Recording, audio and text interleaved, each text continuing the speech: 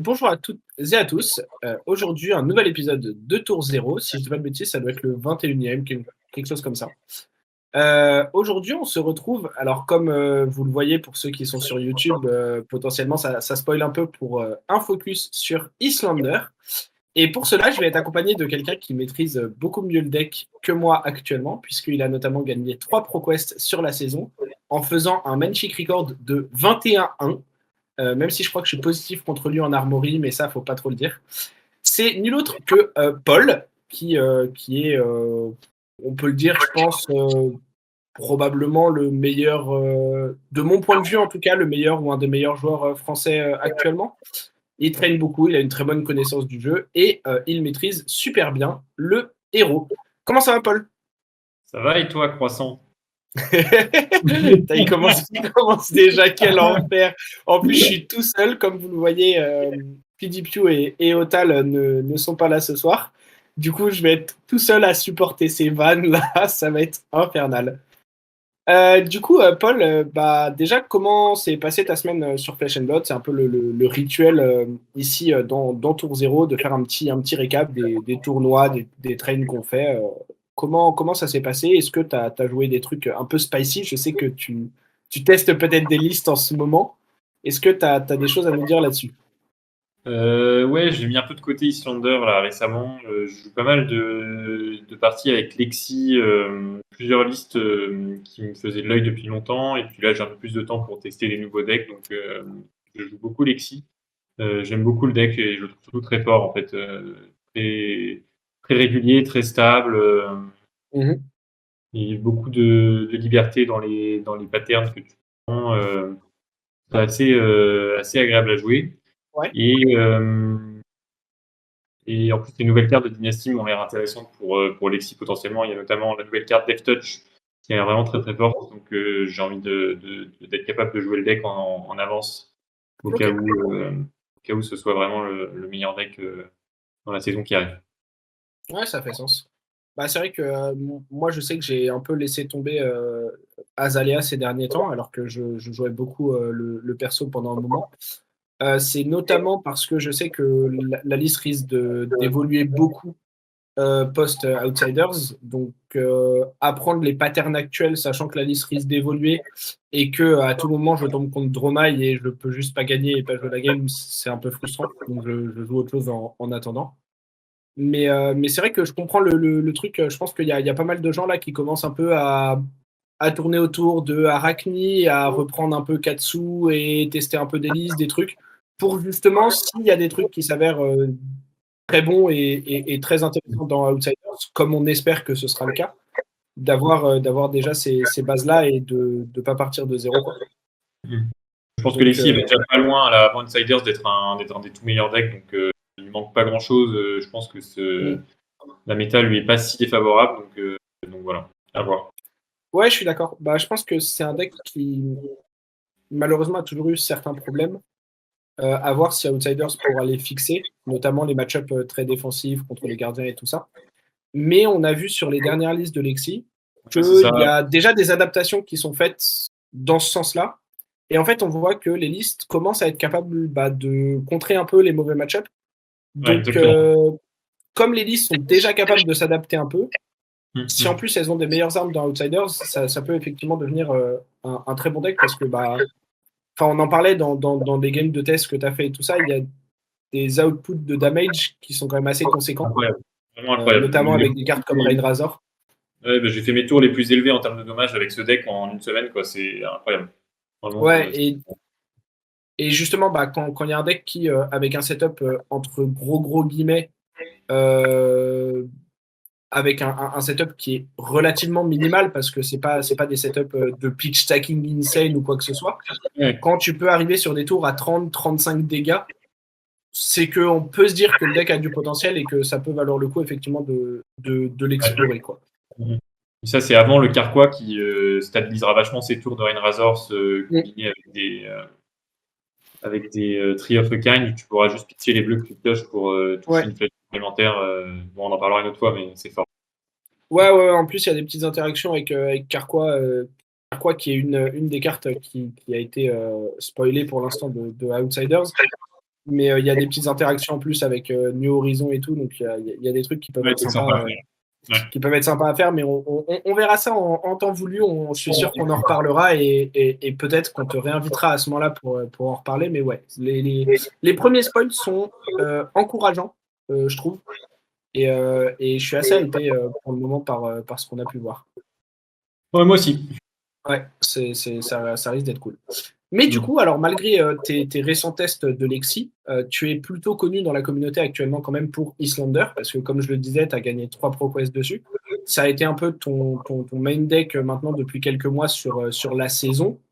Tu l'as beaucoup train. Moi, je t'ai vu parce qu'on est dans le même groupe de train, donc je te vois pas mal t'entraîner. On discute pas mal des decks et tout ça.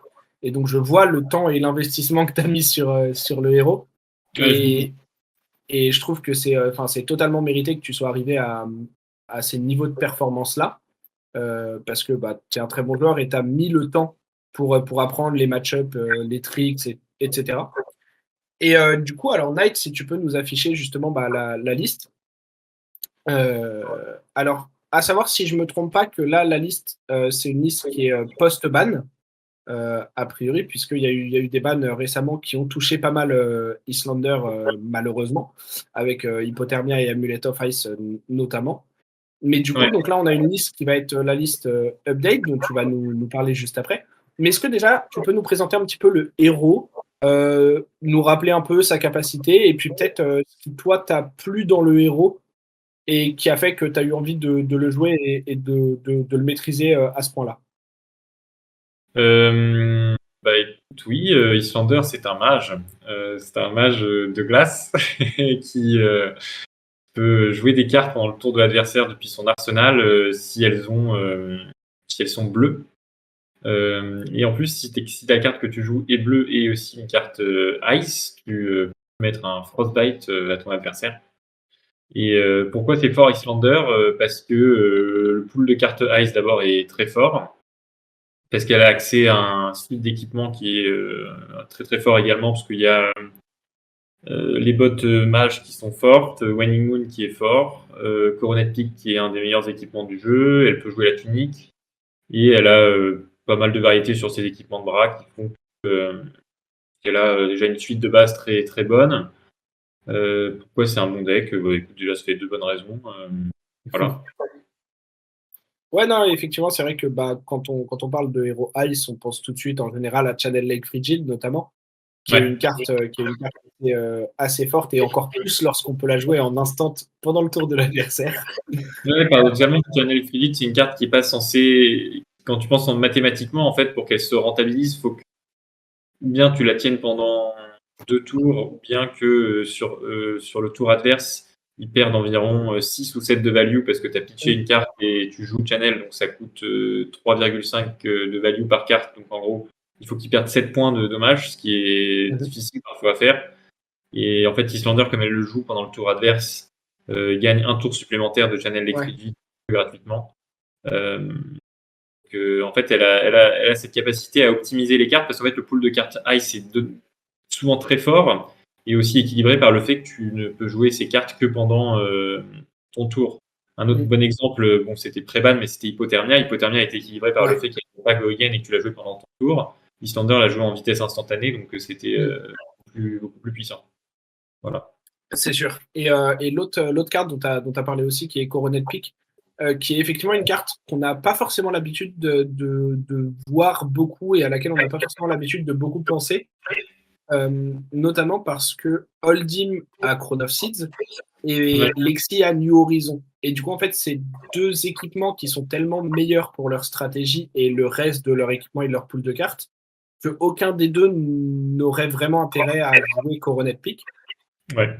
Là où Islander, n'ayant pas vraiment de meilleure option pour son gameplay à elle, joue Coronet Peak, et en fait on voit que à défaut de meilleure option, Coronet Peak c'en est une très bonne, et qu'effectivement c'est une excellente carte qui juste en fait force un trade de une carte pour une carte. Et comme tu l'as dit, Islander peut jouer en instant pendant le tour adverse. Du coup, en fait, le fait d'enlever une carte à l'adversaire grâce à Coronet Peak permet de le disrupt, réduire la force de ses tours et aussi de créer des fenêtres d'opportunité où nous, les cartes qu'on va jouer pendant son tour vont être plus impactantes, soit parce qu'il aura moins de ressources pour se défendre des dégâts d'arcane, soit moins de ressources pour payer la disruption qu'on va lui infliger. Et du coup, en fait, Coronet Peak rentre très très bien dans ce plan de jeu que Islander peut avoir. Et on se rend compte qu'effectivement, c'est un très bon équipement, avec en plus, au cas où c'était pas déjà assez fort, un petit Blade Break 2. Voilà. Oui, c'est ça, Donc c'est gratuit. en plus, voilà, de manière gratuite, on peut bloquer à un moment et il y a, Ouais. enfin voilà, on a 2 points de vie en plus. C'est génial. Ouais. Stormstriders, effectivement, bon, on les présente plus. J'en ai pas mal parlé la semaine dernière pour ceux qui ont regardé l'épisode sur Kano. C'est incroyablement fort. C'est littéralement un tour supplémentaire contre une ressource. Ouais, Donc, parce que c'est le il y a, meilleur y a, équipement du jeu. Ouais. voilà, y a pas grand chose à dire de plus. Hein. Tout le monde se plaint de Crown of Seeds, etc. Mais Stormstriders, c'est probablement au moins aussi fort Bon, non, pour c'est des le raisons très meilleur du jeu. différentes, mais Ouais. c'est extrêmement fort. Ouais. Ça apporte une value qui est insane. Du coup, donc, tu nous as parlé un peu du fait qu'on pouvait jouer des cartes bleues en instant, qu'on pouvait jouer des cartes ice pour mettre des frostbite. Donc, on a l'impression qu'on va retrouver pas mal de bleu et possiblement même de bleu ice dans le deck. Mais selon toi, qu'est-ce qui fait l'identité peut-être du deck? Et il y a cette partie bleu ice qu'on va jouer pendant le tour adverse depuis l'arsenal. Et Ouais. a priori, là, je vois dans la liste qu'on a là pour ceux qui regardent sur YouTube, la première ligne de cartes a l'air quand même très rouge et très pas du tout des actions qu'on peut jouer en instant. Là, tu es très observateur, Croissant. Effectivement, il y a aussi, beaucoup d'attaques rouges. Alors pourquoi ces attaques rouges? Parce que Islander, sur son gameplay général, favorise un gameplay très orienté value. C'est un deck plutôt mid-range, donc qui va généralement gagner, alors ça dépend des match-ups, mais qui gagne entre le tour 7 et 10, et qui gagne en gagnant en fait tous les cycles de tour, en utilisant et en optimisant les cartes de sa main.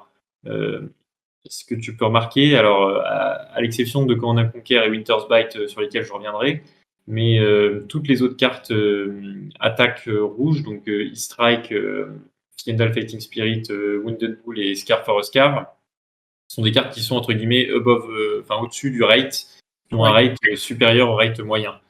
Alors je vous renvoie à un excellent épisode de Tour 0 si vous voulez savoir c'est le rate d'une carte. Mais en gros, on considère généralement qu'une carte a un rate bas de 2, moyen de 3, et dès qu'on commence à aller au-dessus de 3, c'est fort. C'est pour ça que, par exemple, Scar for Oscar à 4 go again, on a à la fois un rate élevé, et en plus, parfois, on peut rejouer derrière, ce qui est très fort pour une seule carte. Donc, le principe de ce deck, enfin, c'est pas moi qui l'ai inventé, hein, c'est des gens beaucoup plus compétents que moi qui l'ont inventé, mais en gros, c'est utiliser 2 cartes de sa main, donc de faire 4 de value par carte en attaquant avec Wounded Bull ou Fiendal Fighting Spirit. Ça va être bloqué par l'adversaire. Donc, s'il décide de bloquer avec 2 cartes, par exemple, il a bloqué avec 2 blocs 3, donc il a déjà pris 2 points. Donc là, on est en avance de 2 points sur lui, sur le cycle. Et sur le tour suivant, idéalement, jouer. Alors, les meilleures cartes Arsenal, c'est Cold Snap et Polar Blast, qui chacune valent un Frostbite et une activation de Waning Moon pour 3. Et donc, on est déjà à 8 plus 3, 11. Et après, il reste à savoir ce qu'on fait de notre dernière carte. Si on réussit à la valoriser entre 3 et 4, on arrive déjà à 14-15. Et le but, c'est de faire ça régulièrement et d'engranger des petits avantages pour à la fin arriver à un spot où on joue notre tour. L'adversaire va commencer à jouer son tour, on va casser les bots et rejouer un second tour et en fait gagner cette guerre de value en terminant avec les Stormstriders. Voilà pour l'idée générale du deck. Que dire de plus les bleus ice sont effectivement des cartes importantes, mais mais paradoxalement moins indispensables à mon sens que les attaques rouges. Ce sont réellement les attaques rouges qui font la force du deck parce qu'elles descendent les points de vie d'adversaire, elles font de la vraie value. Là où en fait les premières listes Islander étaient moins bonnes, c'est que alors c'était mignon, elles faisaient des dégâts d'arcane, elles faisaient des frostbites pendant le tour adverse, mais souvent en dessous du rate. Par exemple, si on compare une carte comme Ice Bolt rouge, qui était beaucoup jouée pendant les premiers mois d'Islander, donc Ice Bolt rouge, c'est une carte qui coûte en version rouge 2, qui fait 5 dégâts d'arcane. Ouais. Et donc, pour la jouer, il faut utiliser une autre carte. Donc concrètement, on a utilisé 2 cartes pour faire 2,5 de value.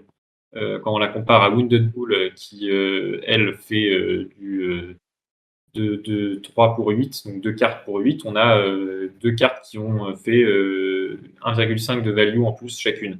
Ça paraît anodin comme ça, mais c'est assez majeur parce que juste avec le remplacement de ces 2 cartes, on a enlevé concrètement, c'est-à-dire qu'on a enlevé 3 points de vie de plus à l'adversaire d'une manière ou d'une autre. Et donc 3, c'est plus que 0. Et donc on le tue plus vite et il meurt après. Voilà. Parce que effectivement, le point dont tu as parlé un petit peu avec ce cycle de tour et le fait d'essayer de gagner un cycle de tour, c'est que contrairement à plein d'autres decks où, par exemple, ce Wounded Bull, il pourrait être bloqué par 3 cartes. Et certes, on en aurait dépensé 2, l'adversaire 3, donc on serait quand même gagnant. Mais avec n'importe quel autre deck, l'adversaire dirait très bien, j'ai pas pris de dégâts, j'utilise une carte pour attaquer avec mon marteau, par exemple, et on est très content. Sauf que là, la carte qui lui reste, en fait, soit il va pas pouvoir nous attaquer parce qu'il va devoir pitcher pour se défendre de dégâts d'arcane, soit s'il veut quand même nous attaquer, il va prendre des dégâts d'arcane sur son tour, parce qu'on va, en fait, grâce à la capacité de notre héros et à notre arme, on va menacer sur les 2 tours de jeu lors d'un cycle. Et c'est là où, en fait, des cartes qui sont above rate, comme Wounded Bull et Fiendal Fighting Spirit, font vraiment tout leur sens. C'est que non seulement elles sont above rate dans le trade qu'elles font lorsque nous on joue, mais en plus elles créent des fenêtres où l'adversaire, en fait, il n'a pas de bonne réponse à ces cartes-là, parce que soit il bloque et il perd de la value sur les cartes avec lesquelles il bloque, il prend quand même des dégâts, soit il bloque pas, il prend juste une sauce énorme parce qu'il prend 7 ou 8 dégâts gratos. Et même quand il a bloqué, en fait, il reprend des dégâts derrière parce qu'il n'a plus assez de cartes pour se défendre de l'arcane et nous menacer. Ce qui fait que, comme tu le disais, en fait, sur ce cycle de tour, on est gagnant parce qu'on a joué en fait aux 2 timings. Et c'est ça la force de d'Islander notamment, parce que comme ça, on peut vraiment gratter petit à petit l'adversaire en trouvant ces timings où il ne va pas pouvoir se défendre efficacement contre tout ce qu'on va faire. Exactement. Alors ça, tu as tout à fait raison, c'est le niveau 1. Alors après, il y a un niveau 2 qui est en fait aussi de se dire que une carte qui est jouée pendant le tour adverse vaut souvent moins que ce qu'elle peut valoir en bloc. Je m'explique, par exemple, pitcher une bleue qui bloque 3 pour jouer une bleue, comme par exemple Aver Hale, c'est un très bon exemple. Aver Hale, c'est une attaque qui 1 et qui attaque à 2 d'arcane. Avec ton Waning Moon, tu vas avec les 2 flottants attaquer à 3. Donc en fait, ça fait 5. Si tu avais bloqué avec le Aver Hale et la carte avec laquelle tu as pitché, tu aurais fait 6. Donc en fait, tu es perdant, paradoxalement, à faire ce play. C'est-à-dire toute l'idée d'Islander qui devait être, quand elle a été conçue, je pense, par LSS, l'idée était de se dire, bon, ok, on va l'autoriser à jouer pendant le tour adverse, mais on va l'autoriser de jouer subpar, enfin en dessous en termes de value, en la forçant à jouer que des bleus. Donc voilà, donc c'est toujours une question de fenêtre. Effectivement, il y a ce que tu as dit. La question est donc de savoir quand est-ce qu'on va accepter de jouer under value pour passer des points à l'adversaire pendant son tour.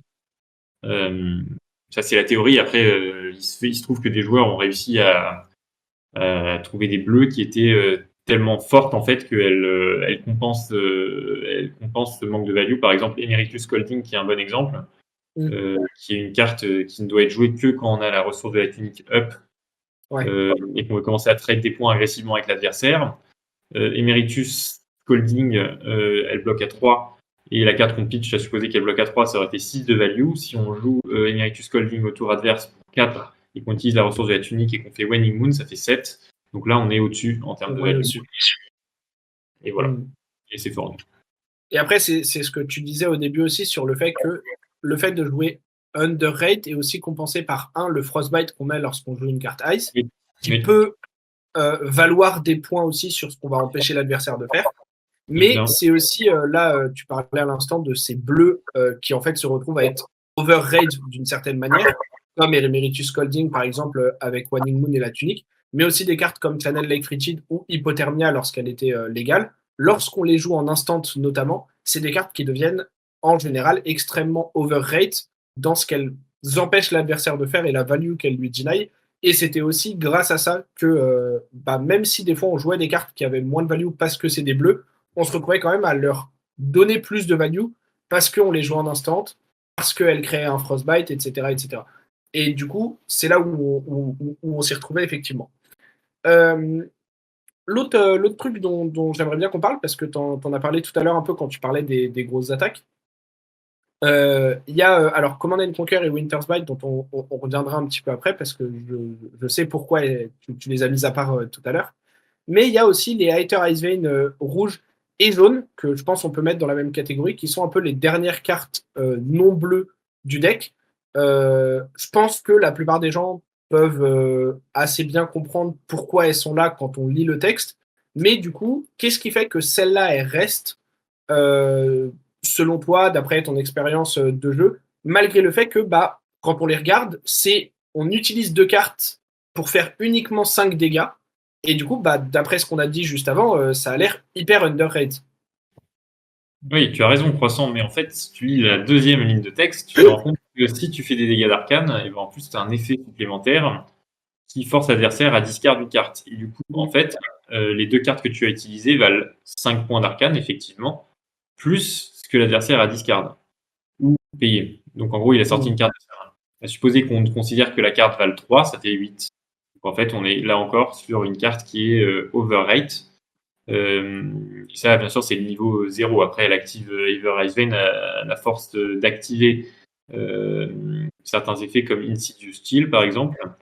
Et elle a aussi, et puis il y a aussi une discussion à avoir sur est-ce qu'un dégât physique autant qu'un dégât d'arcane, ou est-ce qu'on peut pas considérer qu'il vaut un petit peu plus parce qu'il est plus dur à bloquer, ou en tout cas qu'il force l'adversaire à investir dans des équipements. Et si tu considères que sur 5, tu as 0,5 points en plus de value parce que tu t'attaques avec de l'arcane, tu montes à 8,5 pour une seule carte, ce qui Et ça est devient très très bon.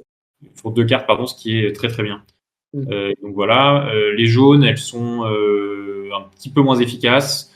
Ça a été je sais toujours pas quel est le bon chiffre à avoir, si c'est vraiment entre 0 et 2. Mais en fait, l'effet est tellement puissant que pendant la saison de ProQuest, j'en jouais 3 rouges et 3 jaunes. Que je trouvais l'effet juste trop fort en réalité. Et puis aussi parce qu'en fait, beaucoup d'adversaires ont tendance à faire AB3 contre Islander. Et le breakpoint à 4 est extrêmement intéressant parce qu'en en fait, ils ne peuvent pas la couvrir complètement avec AB3. Donc, de 2 choses l'une, soit ils pitch bleu et ils doivent quand même payer 2 cards. Et en plus, ils ont pris un dégât d'arcane. Soit ils pitch bleu pour prévenir un arcane et payer 2. Et dans ce cas-là, tu as quand même passé beaucoup de points. Ça, c'est pour la jaune et la rouge. La bleue est plus discutable également. C'est une carte qui peut, dans certaines metagames, être moins forte, notamment dans des metagames où on joue AB3 tout le temps contre Islander, puisqu'elle est couverte en permanence. Et que c'est un play qui. Alors là, il y a une strat supplémentaire, c'est que c'est un play qui, certes, ne coûte que 2 cartes parce que tu pitches et tu la joues, mais c'est un play qui, en réalité, te demande 3 cartes parce qu'il te faut aussi la carte que tu uses. C'est assez intéressant d'ailleurs en termes de décompte de cartes. C'est un peu comme Rose via Ancient pour les gardiens. Ça paraît être un play qui se fait avec 3 cartes parce que tu vas pitcher, jouer ton Rose et avec les 2 cartes et ensuite pitcher pour ton marteau et tu as fait un très bon tour. Mais le problème, c'est que tu as dû garder 2 cartes aussi pour faire ta révélation dessus. Et donc, tu es un peu underrate comme ça. En l'état, elle est dans la liste. C'est une carte qui pourrait, dans certaines metagames, partir. Mais bon, ça reste une très bonne carte. Voilà, que dire de plus. Et puis la Liver Icevein rouge et jaune aussi, ce qui est important, c'est qu'elle donne une reach importante pour les tours de finisher avec les bots, puisqu'elles permettent la présence de la rouge, en fait, te permet de monter à 12 de reach, donc 5 de Aether Icevein, 3 de Waning Moon, et 4 avec Scolding. Je dis quoi? Je dis 12, 13 de reach et 4 avec Emeritus Scolding, voilà. Ouais. Effectivement, ça augmente cette kill range qui fait toujours si peur quand on joue contre Wizard. Du coup, je pense qu'on peut maintenant, avant de parler peut-être de certaines bleues, s'il y en a que tu juges utile d'évoquer, mais on peut peut-être parler de Command and Conquer et de Winter's Bite, qui sont des cartes qui sont arrivées plus récemment dans la liste, notamment en raison de changements. Est-ce que tu as eu le temps de jouer un peu avec, de les tester? Parce que je sais que pour ceux qui suivent un peu la scène compétitive, c'est des cartes qui ont été jouées par Michael Hamilton, qui est globalement l'inventeur de cette version du deck, hein, on peut le dire. Oui. avec laquelle il a gagné le Calling Indianapolis le week-end dernier, ou le week-end encore d'avant, j'ai un petit doute, mais bref, il y a très peu de temps. Et du coup, donc c'est lui les changements qu'il a décidé de faire pour combler à cette absence d'hypothermia et d'amulet of ice. Ouais.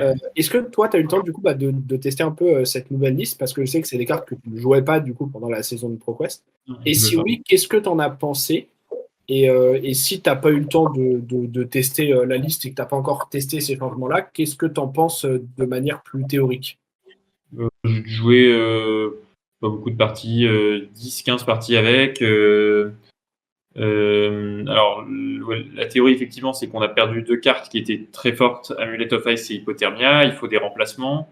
L'idée première des gens, c'était de mettre Winter's Bite bleu et pas Winter's Bite rouge. Le problème de Winter's Bite bleu, c'est que c'est un petit peu décevant. Pourquoi? Parce que si tu la joues pendant ton tour, ça te bloque un petit peu, parce que à supposer que tu la joues pendant ton tour, l'adversaire va souvent pitcher par exemple bleu, va avoir 2 flottants, du coup ça te bloque un peu dans tes possibilités, parce que si tu veux faire un coronet pick, il a juste à utiliser une ressource qui flotte, et t'as pas d'intérêt à faire coronet pick, et si tu veux activer ton Waning Mood pour faire 2 d'arcane, bah, il a 2 flottants, donc il peut prévenir avec l'arcane.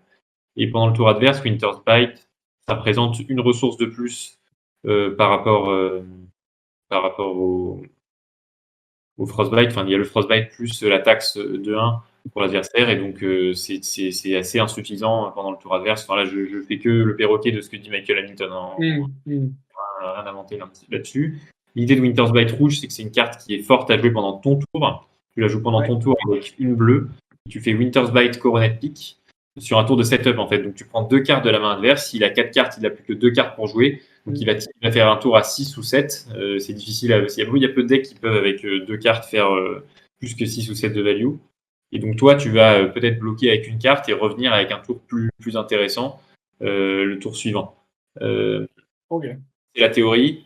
Le fait d'avoir une ice rouge aussi nouvelle dans le deck, ce qui n'était pas le cas avant, il n'y avait pas de ice rouge, ça permet d'overpitcher pour Channel Deck Frigid, ce qui est plutôt utile. Overpitcher, ça veut dire que vous pitchez D'abord par une exemple rouge. la rouge d'abord et ensuite la bleue, et du coup vous avez 2 cartes ice et vous pouvez mettre 2 cartes ensuite pour Channel Deck.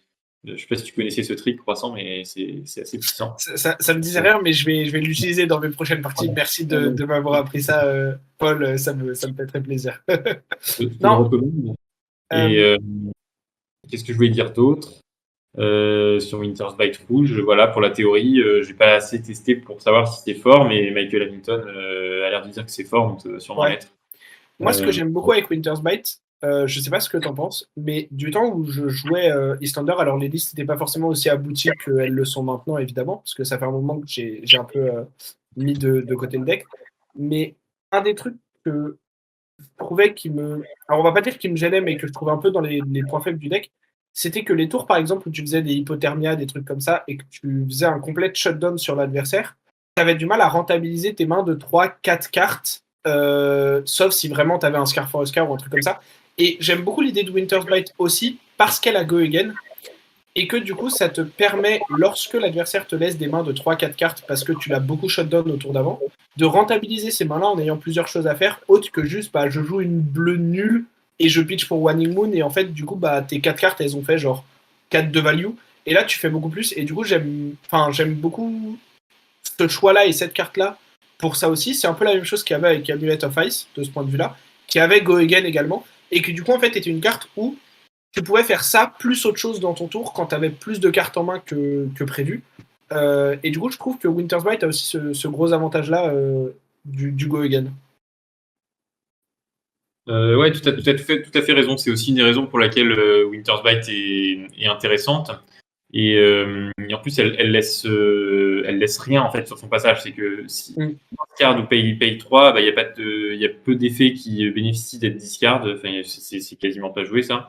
Et il n'y a pas de carte qui pitch 4. Donc tu t'échanges de toute façon une carte avec ton adversaire. Donc effectivement, c'est aussi une des raisons qui a poussé Michael Hamilton à la rentrer dans son deck. Ok. Et du coup, Command and Conquer alors, puisque c'est l'autre carte qui a été mise pour remplacer ces bans. Euh, Command and Conquer, d'abord parce que de base, c'est une carte qui est cassée.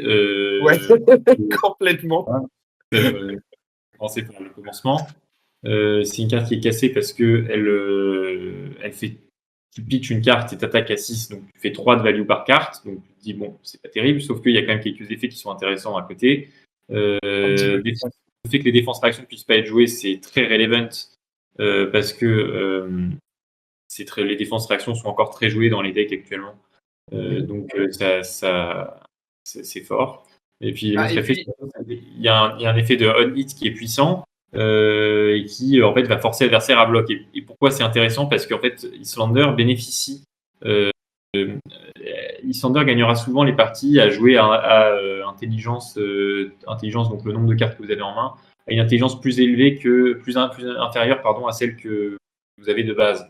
Je m'explique. En gros, si on joue la partie à échanger des cartes, bah, comme Islander fait de la value pendant votre tour et pioche des cartes ou met des frostbite, bah, en fait, sur le long terme, elle va vous grinder, donc vous écraser sous la value de ces cartes. Et Command Conquer fait exactement ça parce qu'elle force l'adversaire à bloquer. Donc ça, c'est de base, c'est déjà une carte excellente qui aurait pu être dans le deck, mais juste la réflexion de Michael Hamilton quand il a mis Wounded Bull et Fiendal Fighting Spirit, c'était mais justement, en fait, moi, mon problème, c'est que quand je joue Command Conquer, je prends 2 cartes de l'adversaire, donc il met bloc 3, mais je n'ai pas passé de points, donc je n'ai pas avancé mon plan de jeu qui est de descendre l'adversaire vite pour vite me mettre en range de tuer avec les bots.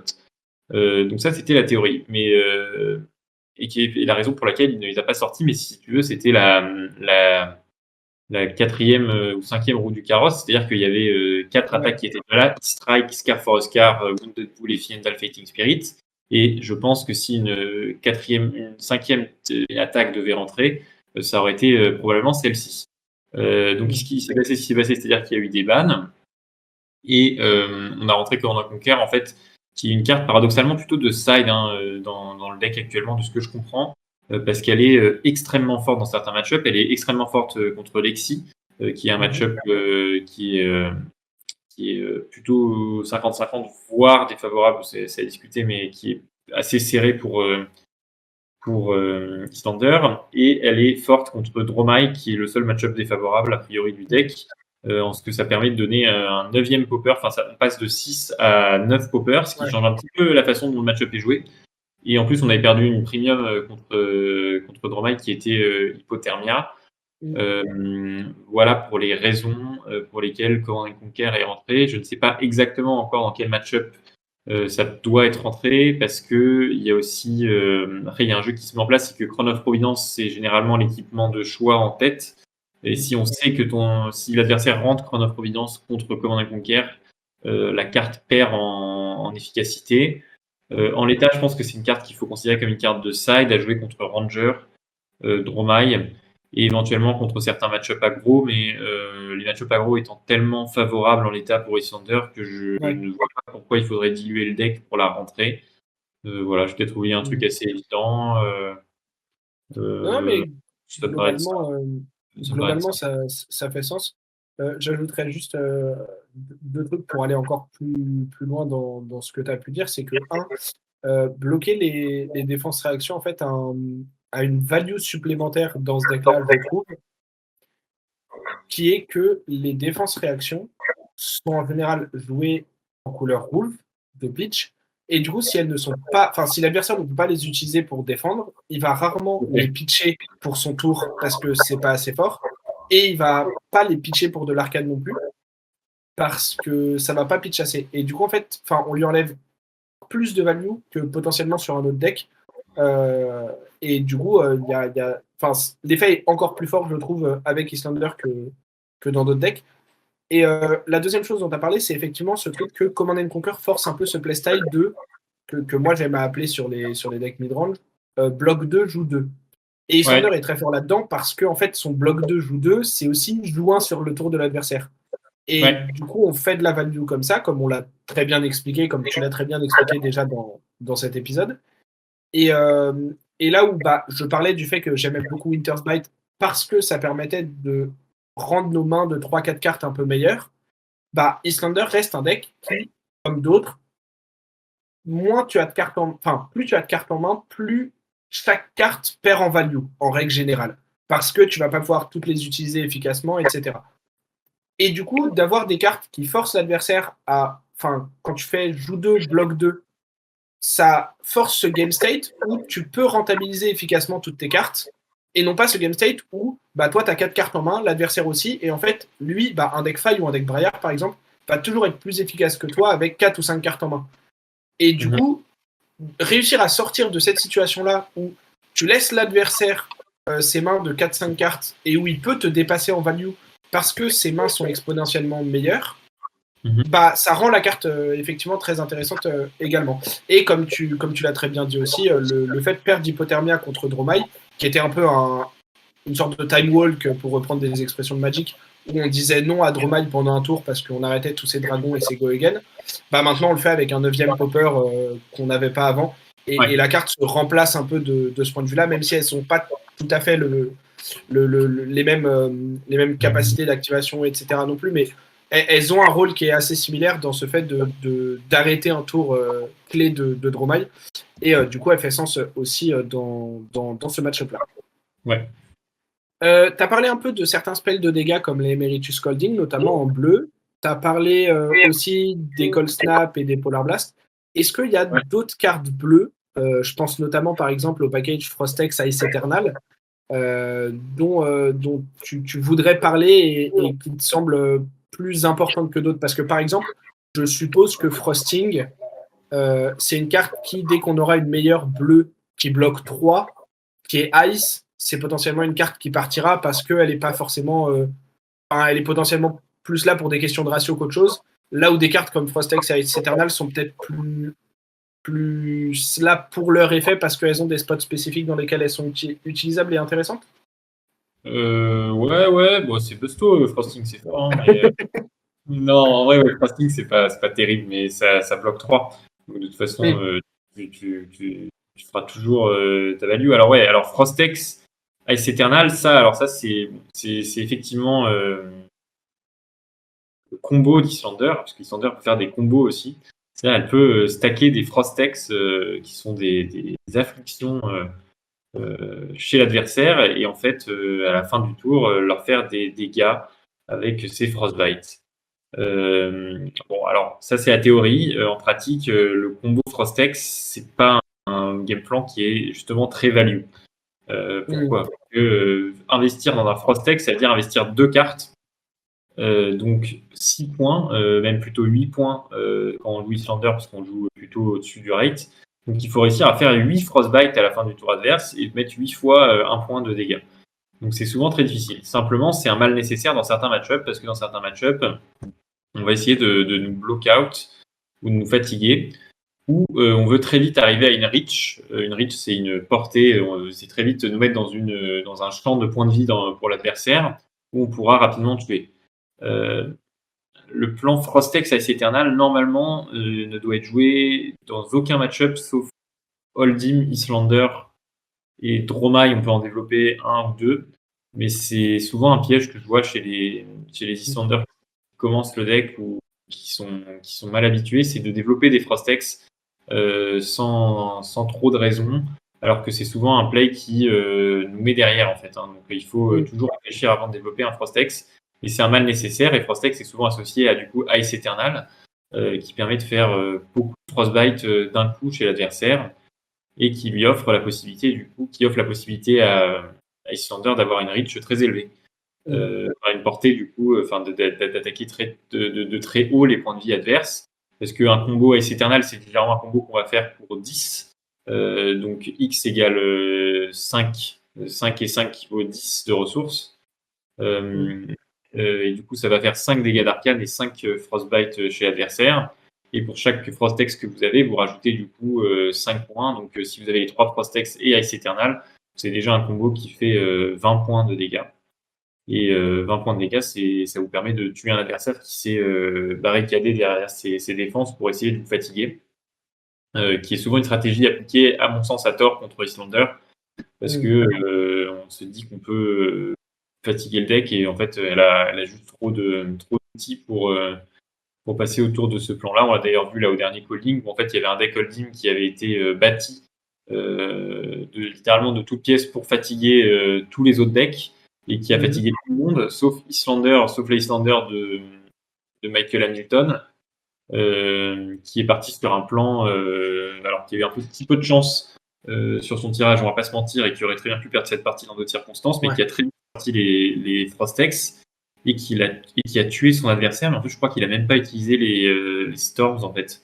C'est qu'il a stacké des Frostex. Je suis pas sûr qu'il les ait utilisés, effectivement. Il n'a pas utilisé en fait, et qu'il a juste les Frostex, et après il a balancé des Ice Eternal à beaucoup, donc 6 et 6, 12 ou 5 et 5, 10. Et il a fait trop de Frostbite chez l'adversaire et ça lui a permis de le tuer. Donc voilà sur ces deux cartes. De quoi il faut parler? Heart of Yendal dans Issanders c'est très fort parce que on va souvent l'avoir deux fois. Enfin, dans certains match-ups, on va l'avoir deux fois en tout cas. Et même si on la voit qu'une fois, en fait, on pitch souvent bleu, donc en fait, on gagne un point de vie gratuitement, donc c'est fort. Polar Blast, c'est vrai, avec Cold Snap, c'est très fort parce que ce sont les meilleurs bleus à Arsenal souvent, parce qu'elles font un Frostbite. Cold Snap fait un peu plus, mais elles font un Frostbite et permettent de piocher. Donc en fait, elles valent 3 depuis l'Arsenal plus un Frostbite. Donc on est un petit peu au-dessus du rate. L'au-dessus du rate étant qu'on a un Frostbite en plus. Qu'est-ce qu'il y a d'autre? Energy Potion, c'est des cartes qui sont là pour des match-up plus setup. Justement, on va mettre en place cette combo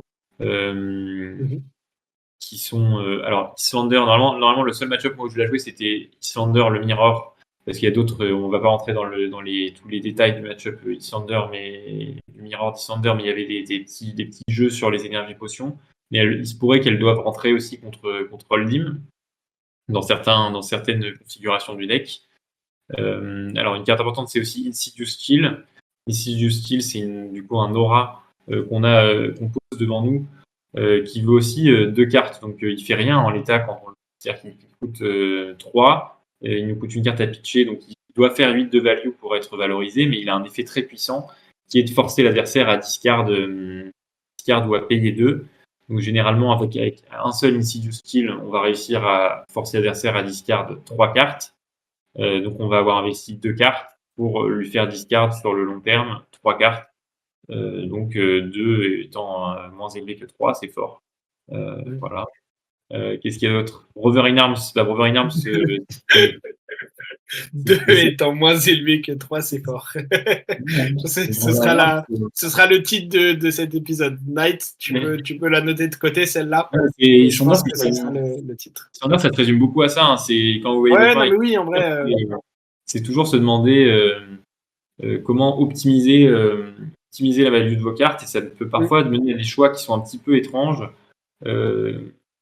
Qui paraissent peu naturels parce qu'avec Issanders, on a envie de faire des Frostbite, faire des dégâts d'arcane contre l'adversaire, mais souvent, si on a plusieurs rouges par exemple, Arsenal la rouge est plus value entre guillemets que d'Arsenal la bleue. Donc c'est ce qu'il faut se poser. Je continue ma review des bleus avec Rover in Arms. Alors Rover in Arms, c'est un peu une colle parce que elle va vous permettre, quand vous avez du flottant, donc pitch flottant, de bloquer avec, et 4 étant plus élevé que 3, en fait on a fait plus de value au moment du bloc, donc c'est fort. Puis en plus, elle a la bonne idée d'être une attaque, donc des fois on n'a pas d'autres attaques, donc on attaque pour 4 avec 2 cartes, pas terrible, mais au moins on attaque. On peut gérer un dragon notamment, par exemple. Ouais, on peut. Ouais, mais même des fois t'attaques juste pour 4. Des fois juste t'attaques parce que t'as rien de jeu. C'est pas l'usage premier, mais bon, c'est très versatile comme carte, et puis ça fonctionne bien avec la tunique, bien sûr, parce qu'avec une ressource de tunique, tu peux avoir un bloc 4. Brain Freeze. C'est une carte assez difficile à utiliser, que j'ai encore beaucoup de mal à utiliser. Très très puissante quand bien utilisée, mais qui demande beaucoup de connaissances du jeu et savoir contre quoi on a affaire et quand le faire. Elle a la bonne idée aussi de bloquer à 3, de toute façon. C'est que Brain Freeze et Brother in Arms, moi je sais que c'est des cartes qui au début n'étaient pas jouées avant les premières listes d'Hamilton. Lors des nationaux américains notamment. Et c'est des cartes que moi, dès le début, j'ai beaucoup aimé, notamment de par le fil que j'avais avec en draft et ce que j'en voyais dans l'environnement draft et ce que je ressentais un peu sur les cartes et la value qu'elles pouvaient m'apporter. Et du coup, j'avoue que d'un point de vue très, égo, j'ai été très content de voir que Hamilton les a mis dans sa liste quand il a gagné les nationaux avec. Mais je pense qu'effectivement, c'est des cartes qui, de par le fait qu'elles sont bleues, sont assez flexibles parce qu'elles peuvent juste être pitch dans les spots où elles sont pas très bonnes. Et dans les spots où elles sont bonnes, en général, elles sont vraiment très bonnes. Exactement. En fait, Enfries, c'est un peu un Wolverine Arms aussi parce que tu la joues souvent contre des match-up aggro. Et les match-up aggro ont tendance à jouer sur très peu de tours et à faire beaucoup de value sur leurs cartes. Donc, par exemple, les trucs comme. Un très bon exemple, c'est Dash Pounder, par exemple. Le Dash Pounder qui attaque sur 3 tours, bah, en fait, comme elle a fait 6 de value avec ce. Je sais que c'est plus très joué Pounder, mais c'est un bon exemple. C'est qu'elle a fait 6 de value pendant 3 tours avec son Pounder. Donc, en fait, toutes ces cartes sont boostées. Et si vous réussissez à choper une de ces cartes du deck aggro, ça vaut généralement plus que 3 en fait. Ça vaut plutôt 4 voire 5. C'est vraiment exceptionnel quand vous réussissez à toucher. Et en plus, vous avez l'information sur la main adverse. Alors ça doit avoir quelques points de value. Je ne sais pas exactement comment ça se quantifie, mais ça se quantifie tout de même. Donc c'est la raison pour laquelle c'est une bonne carte. Puis en plus, Brain Freeze, c'est une carte qui, comme elle coûte 0, alors elle permet d'activer Moon et on peut repitcher une carte derrière si on veut faire Moon, mais on n'est pas obligé de pitcher une carte. Par exemple, Polar Blast et Cold Snap, certes, on repioche une carte donc elle se remplace, mais on est quand même obligé d'investir une carte au départ. Aether Rail également aussi, par exemple. Et certes, en général, on rentabilise parce qu'on utilise le reste du pitch pour Waning Moon, etc. Mais là, Brain Freeze, il y a en plus ce truc de on peut vraiment le faire lors de la première action adverse, garder nos 4 cartes en main pour si on a besoin de bloquer, de faire autre chose et tout, et choisir après de si on en pitch une ou pas. Et ça, c'est ce que j'aimais beaucoup avec la carte aussi, de juste avoir ce côté, elle est entre gros guillemets gratuite à jouer, on prend de l'info, potentiellement on renvoie une carte et on a énormément de value avec ça, et après, on peut décider de comment on joue et on utilise le reste des cartes de notre main pour le reste du tour. Ouais, effectivement, tu as tout à fait raison. Que dire, oui, Brain Freeze, c'est une carte tech aussi. C'est une carte de tech pour une méta. S'il y a une méta avec peu d'aggro ou pas d'aggro et ça devient une méta plus mid-range fatigue, dans ce cas-là, il faut la sortir et trouver un autre bleu pour faire autre chose. Qu'est-ce qu'il reste comme bleu qu'on n'a pas vu? Blizzard. Blizzard, c'est une carte pareil exceptionnelle contre l'aggro. Mais je me suis rendu compte d'un truc, c'est marrant parce que du coup, je jouais Lexi. Au début, j'avais Blizzard dans ma liste. Et en fait, c'est vrai que le Frostbite en plus, parce que du coup, oui, alors Blizzard, l'intérêt, c'est que c'est un instant de bleu Ice. Donc, en fait, quand vous le jouez du tour adverse, même si c'est pas depuis votre arsenal, vous avez en plus le Frostbite. Donc, en fait, déjà de base, il va de toute façon réclamer une bleue adverse. Donc, il réclame de toute façon une carte. Et ça, c'est le niveau 0 de la carte. Et surtout, elle permet de souvent bloquer plus que ce qu'elle empêche de jouer. Je vous donne un exemple. Si un adversaire a 4 rouges dans sa main, 4 attaques pour 4 go again, par exemple, Braillard au hasard ou Faille. Si vous lui mettez un Blizzard, il doit payer 2 ressources et il a un Frostbite. Donc en fait, si après la première attaque, vous mettez cet effet-là, vous avez potentiellement bloqué 3 fois 4, donc les 3 autres attaques qui devaient venir, donc potentiellement 12, avec une carte, ce qui est totalement insane. exceptionnel et aucun autre deck ne peut faire ça, donc c'est vraiment très très fort. Et puis en plus c'est Ice, donc elle peut servir à Fuse, elle peut servir à pitcher pour channel Lake Frigid. C'est une carte qui demande un petit peu d'habitude avec le deck pour être utilisée à son potentiel maximal. Et quand c'est le cas, elle est vraiment dévastatrice. Un usage très puissant que vous pouvez en faire, par exemple, c'est l'utiliser quand un adversaire va utiliser son Mask of the Pouncing Lynx quand il joue Faille, puisque vous allez, si vous ordonnez de manière correcte vos triggers, vous allez lui empêcher de vous attaquer pour 6 ou 7 avec son Lava Burst ou son The Wound. Donc vous avez échangé une carte bleue qui est censée pitcher normalement contre 7 de value, ce qui est très très fort. Il reste quoi comme bleu? Il reste Ice Bolt. Ice Bolt, du coup, qui complète le triptyque avec Frostling et Ice Eternal. On l'a déjà vu en rouge, mais en bleu, du coup. Alors, elle est quasiment jamais Arsenal, Ice Bolt, parce qu'elle est très très underrate, parce que vous devez pitcher 2 cartes pour faire 3. Donc, pitcher une carte et jouer une carte pour faire 3 de dommages. Donc, en fait, c'est 1,5 de value, donc c'est vraiment très faible. Le seul moment où vous allez voir l'Arsenal, c'est pour que ça line up avec votre compteur de tunique. pour pouvoir faire Waning Moon en plus et revenir à 6 de value avec 2 cartes, parce que vous pitchez pour Ice Bolt et ensuite vous utilisez à la fois votre tunique et votre flottant pour faire 2 pour utiliser Waning Moon. Et du coup, vous faites 6 de value et en plus, vous avez un Frostbite. Donc, vous êtes un tout petit peu gagnant. C'est une carte qui donne de la reach aussi pour les tours de kill et qui, en fin de partie, va être plus souvent Arsenal parce qu'elle va permettre de passer les derniers points souvent. Et puis, la bonne idée d'être Ice et de bloquer 3. Donc, c'est tout ce qu'on lui demande. Ouais. Voilà, on a fait le tour là. Et puis, non, il y a Sing Below aussi qu'on n'a pas vu. Bah, Sing Below, c'est broken. Donc, C'est 0 pour 4. Hein. C'est 0 pour 4 avec un effet qui est très fort. Ouais.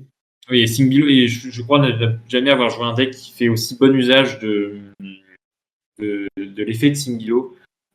Quelques exemples notables, c'est comme on a une très grosse densité de bleu. On peut souvent raisonnablement se dire que mettre un rouge en bas du deck qui nous gêne pour jouer notre autre rouge va nous permettre de piocher une bleue, donc ça c'est souvent fort. Et comme on joue une forte densité de cartes Ice, on peut aussi parfois un peu moins raisonnablement, mais quand même suffisamment raisonnablement se dire que mettre une carte en bas du deck va nous permettre de piocher une carte Ice qui nous permettra de fuse ou de pitcher pour Channel X Rigid par exemple. Ça aide aussi, Sing Below, c'est aussi une carte qui aide à garder des rouges de manière plus facile que juste en les pitchant et en faisant du underrate pour le second cycle. Et comme on l'a dit, Iyslander étant un deck plutôt mid-range value, c'est un deck qui, dans beaucoup de match-up, va voir au moins les premières mains de son second cycle. Et du coup, même si grâce aux dégâts d'Arcane, grâce à Waning Moon, on a des bleus qui peuvent en fin de partie faire le job, c'est quand même bien dans beaucoup de match-up de garder des rouges et plutôt que de devoir sous-pitch et pitcher 2 cartes au lieu d'une parce qu'on veut pitcher une rouge, etc. En envoyer une en dessous avec Sing Below peut être intéressant aussi et peut juste aider à garder cette densité-là pour le second cycle. Ouais, comme tu disais tout à l'heure, c'est un peu comme un Winter's Bite, tu joues pendant le tour adverse, c'est bloc 4, go again si tu veux, c'est que tu enlèves une carte de ta main, quoi, donc tu optimises un peu plus tes mains. Effectivement. Ouais. Donc là, on a fait le tour. Ouais, je crois qu'on a fait complètement le tour de la liste. On a bien expliqué toutes les cartes, donc merci pour ça. Il y a effectivement, Knight nous le rappelle en remontant les équipements, dont on va peut-être pouvoir parler un petit peu. Alors, je sais qu'on a déjà parlé de Waning Moon, qui est la seule arme qu'on joue, parce que en fait, la plupart de nos choix de cartes sont en lien avec Waning Moon et avec ce plan de jeu de cheat pendant le tour adverse, etc. On a parlé de Coronet Peak, Fyendal Fighting Spirit et Storm Striders parce que chacun à leur manière, ce sont des équipements qui sont très très très très bons. Et tu as dit aussi, et c'est un truc sur lequel on va pouvoir revenir, qu'il y avait beaucoup de choix de gants. Et on voit qu'effectivement, dans la liste, il y a Ironhide Gauntlet, qui est donc l'équipement qui, en payant une ressource, permet de défendre à 2 avant de se casser. Iron Rod Gauntlet, qui lui défend à 1 et se casse, mais sans avoir à payer de ressources. Et Metacarpus Nodes, qui est, en plus d'avoir Arcane Barrière 1, qui est relevant dans les match-up Wizard notamment, est un équipement qui permet de payer une ressource lorsqu'on joue une carte qui met des dégâts d'Arcane pour donner un dégât de plus à cette carte. Et on peut le faire plusieurs fois sur un tour pour des cartes différentes. Et à la fin du tour où on l'a utilisé, il se détruit. Mais du coup, ça permet dans certains match-up d'augmenter de 1 ou 2 notre reach parce qu'on joue un spell de la main avec les Striders, un spell de l'arsenal grâce à la capacité d'Islander. Et en utilisant 2 ressources pour Metacarpus, on ajoute 2 dégâts. Donc ça permet des fois d'augmenter un peu notre reach.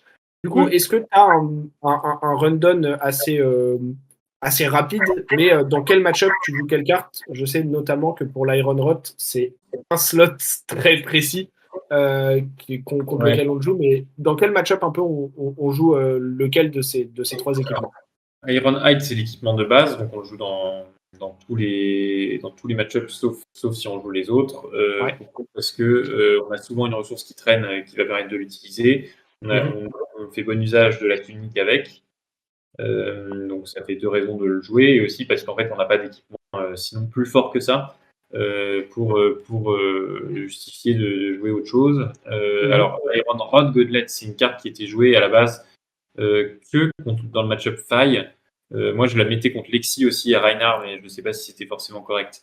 Mais c'est une carte qui était jouée que contre faille parce qu'elle couvre plus aisément les breakpoints à 4 que présente faille, et notamment Snatch. Mais moi, je la trouvais forte aussi contre Lexi parce qu'elle couvrait le breakpoint d'Endless Arrow, par exemple, qui est également à 4. Et elle ne demande pas d'investir de pitch, de cartes ou de tuniques, de ressources de tuniques. Et en fait, contre Faille, ou avant les bans, parce que maintenant avec Little, j'ai l'impression que le match-up est plus facile, mais avant les bans, c'était vraiment un jeu de mathématiques et d'optimisation des ressources. Elle permettait souvent de faire cette petite différence. Elle pourrait totalement partir en l'état pour Crown of Providence, qui est une carte que j'ai pas jouée pendant la saison de ProQuest, mais je sais qu'elle est très appréciée par certains joueurs. Et Michael Hamilton la joue d'ailleurs, donc ça doit plutôt être mieux de jouer Crown, hein. Mais c'est moi en l'état, j'ai ça, mais voilà. Metacarpus, c'est une carte qui est jouée contre Kano, contre Islander, contre Braillard, et contre certaines versions d'Oldhim assez particulières qui essaient de te fatiguer. C'est une carte qui est effectivement forte parce qu'elle a d'abord AB1, donc c'est juste toujours mieux que Null Rune Mobs. Et en plus, elle a effectivement cette capacité à augmenter la reach du deck. Que dire de plus sur Metacarpus Node? Non, c'est à peu près tout. N'oubliez pas vos triggers de Node, et puis voilà, vous tuerez les gens.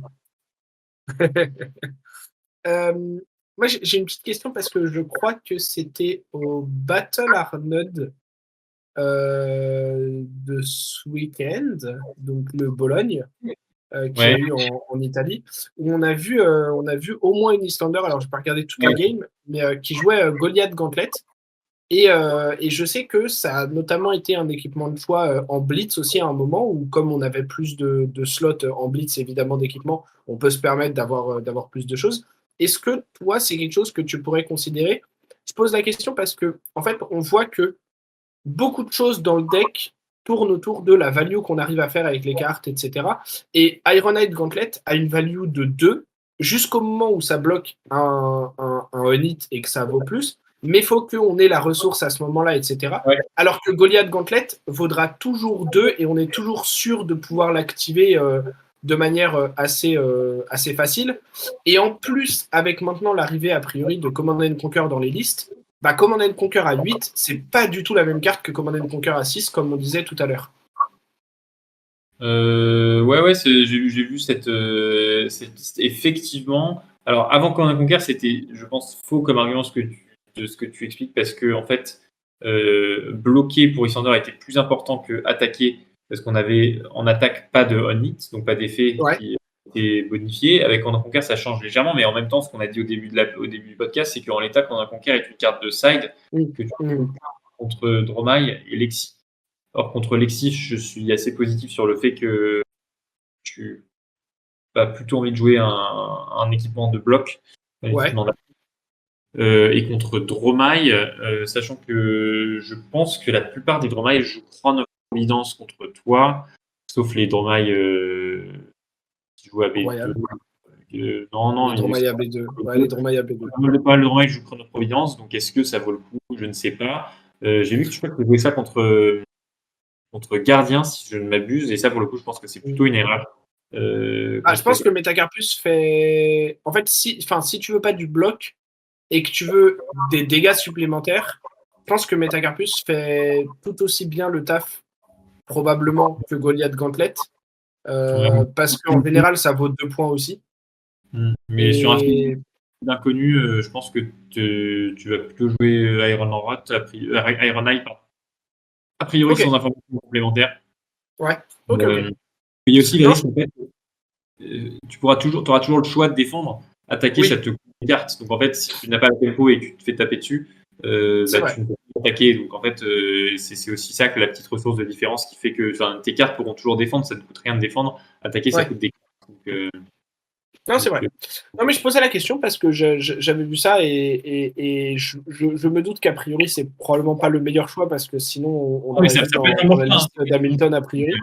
Mais voilà, c'est vrai que comme on n'a pas. Disons que le seul Arms Wizard qu'on a, c'est Metacarpus. Et contrairement à Kano, Metacarpus a énormément moins de value dans Islander que dans Kano. Puisque Metacarpus dans Kano, ça vaut au moins 5 points, voire 8. Du coup, ça n'a pas du tout la même valeur. Et donc, effectivement, on peut se poser la question de mettre d'autres choses, comme on le voit avec notamment le Ironite Gauntlet, comme tu en parlais. Et du coup, effectivement, je trouvais ça intéressant pour les viewers de poser la question sur ce Goliath Gauntlet, qui vaut 2 aussi, mais qui effectivement vaut pas 2 sur le même spectre que peuvent les valoir les Ironhide. Et c'est vrai que Ironhide, quand ça bloque un Onix, bah, en général, ça vaut quand même plus que 2. Oui. Les 2 derniers équipements, c'est Alluvion Constellas et Null-Rune Hood. Alors, Null-Rune Hood, très rapidement, je suppose que c'est juste pour compléter contre les Wizards et être en AB5 s'il y a besoin. C'est ça. Et Je Alluvion. ne l'avais pas dans ma liste de ProQuest, je l'ai Ouais. rajouté, je l'ai en ce moment. Alors, contre Cano, c'est strictement mieux que du bloc, évidemment, et le bloc étant Coronet. C'est inutile. Ouais. Contre Islander, en fait, la seule carte que permet de couvrir Null Rune, c'est Iver Icevein en rouge. Sinon, tu n'as pas d'autre carte à 5 de leur part.